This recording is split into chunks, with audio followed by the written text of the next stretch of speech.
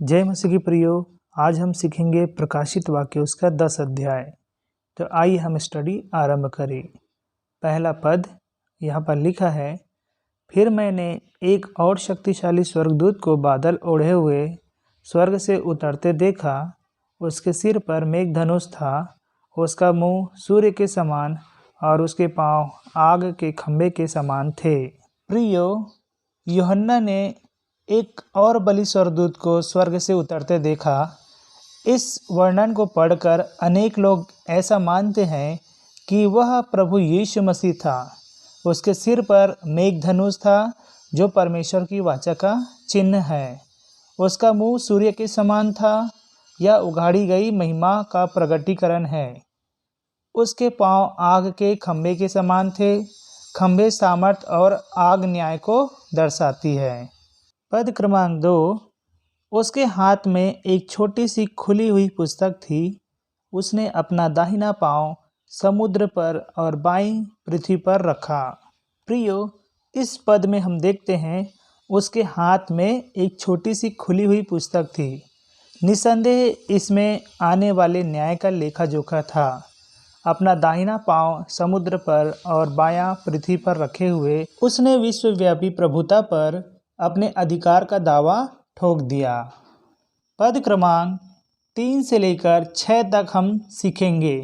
यहाँ पर लिखा है, और ऐसे बड़े शब्द से चिल्लाया जैसा सिंह गरजता है, और जब वह चिल्लाया तो गर्जन के 7 शब्द सुनाई दिए। जब सातों गर्जन के शब्द सुनाई दे चुके तो मैं लिखने पर था, पर मैंने स्वर्ग से यह शब्द सुना, जो बातें गर्जन के उन 7 शब्दों से सुनी हैं उन्हें गुप्त रख और मत लिख।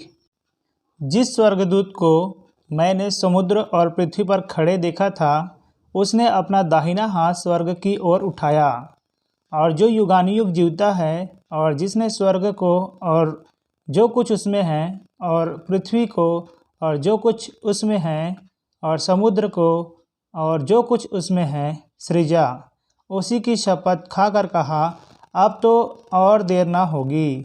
प्रियो, यहाँ पर हम देखते हैं जब वह बड़े शब्द से चिल्लाया तब गर्जन के 7 शब्द सुनाई दिए। ऐसा लगता है कि यूहन्ना ने इस गर्जन के संदेश को जान लिया, परंतु जब वह इसे लिखने पर था तो स्वर्गदूत ने उसे रोक दिया। तब स्वर्गदूत ने सृष्टिकर्ता परमेश्वर की शपथ खाकर कहा कि अब तो और देर ना होगी। पद क्रमांक 7, वरन 7वें स्वर्गदूत के तुरही फूंकने पर होने वाले शब्द के दिनों में परमेश्वर का गुप्त मनोरथ उस सुसमाचार के अनुसार जो उसने अपने दास भविष्यवक्ता को दिया पूरा होगा। प्रियो, यहाँ पर हम देखते हैं 7वीं तुरही फूके जाने पर परमेश्वर का गुप्त मनोरथ पूरा होगा। परमेश्वर का गुप्त मनोरथ उसकी उस योजना से संबंधित है जिसके तहत वह बुराई को दंड देगा और अपने पुत्र के राज्य की स्थापना का मार्ग प्रशस्त करेगा। पद क्रमांक 8 और 9 हम एक साथ सीखेंगे। यहाँ पर लिखा है, जिस शब्द को मैंने स्वर्ग से बोलते सुना था वह फिर मेरे साथ बातें करने लगा। जा, जो स्वर्गदूत समुद्र और पृथ्वी पर खड़ा है उसके हाथ में की खुली हुई पुस्तक ले ले। मैंने स्वर्गदूत के पास जाकर कहा, यह छोटी पुस्तक मुझे दे। उसने मुझसे कहा, ले इसे खा ले, यह तेरा पेट कड़वा तो करेगी, पर तेरे मुंह में मधु सी मीठी लगेगी। प्रियो, यहाँ पर हम देखते हैं यूहन्ना को आज्ञा दी गई कि वह छोटी पुस्तक को खा ले, अर्थात उसे पुस्तक में लिखे गए न्याय की बातों को पढ़ने और उस पर मनन करने के लिए कहा गया। पद क्रमांक 10, यहाँ पर लिखा है, अतः मैं वह छोटी पुस्तक उस स्वर्गदूत के हाथ से लेकर खा गया। वह मेरे मुंह में मधु सी मीठी तो लगी, पर जब मैं उसे खा गया तो मेरा पेट कड़वा हो गया। प्रियो, जैसा कि स्वर्गदूत ने पहले ही यह बता दिया था, पुस्तक उसके मुंह में मधु सी मीठी लगी, परंतु उसका पेट कड़वा हो गया। एक विश्वासी के लिए यह पढ़ना सुखद मीठा होता है कि किस तरह से परमेश्वर उस स्थान पर अपने पुत्र की महिमा करने को प्रतिबद्ध है, जिस स्थान पर एक बार उसे क्रूस पर चढ़ा दिया गया था। शैतान और उसकी सेनाओं पर परमेश्वर की विजय के विषय में पढ़ना सुखद है। उस समय के बारे में पढ़ना सुखद है कि किस तरह से पृथ्वी पर किए गए सारे गलत कार्यों को सीधा किया जाएगा। परंतु भविष्यवाणी के अध्ययन में कड़वापन भी है। इसमें स्वयं का न्याय होने के विषय में पढ़ना सुखद है।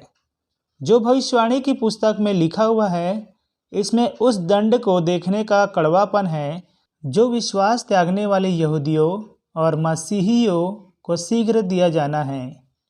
इसमें उद्धारकर्ता का तिरस्कार करने वाले सब लोगों के अनंत विनाश के बारे में विचार करने का कड़वापन है। पद क्रमांक 11। तब मुझसे यह कहा गया, तुझे बहुत से लोगों और जातियों और भाषाओं और राजाओं के विषय में फिर भविष्यवाणी करनी होगी। प्रियो, यहाँ पर हम देखते हैं यूहन्ना को बताया गया था कि उसे बहुत से लोगों और जातियों और भाषाओं और राजाओं के विरुद्ध भविष्यवाणी करना आवश्यक है। प्रकाशित वाक्य के शेष अध्यायों में इस आज्ञा को पूरा किया गया है। तो प्रियो, आज हमने प्रकाशित वाक्य उसका 10 अध्याय को समाप्त कर लिया है। आगे हम और सीखेंगे। तब तक के लिए आप सभी को जय मसीह की।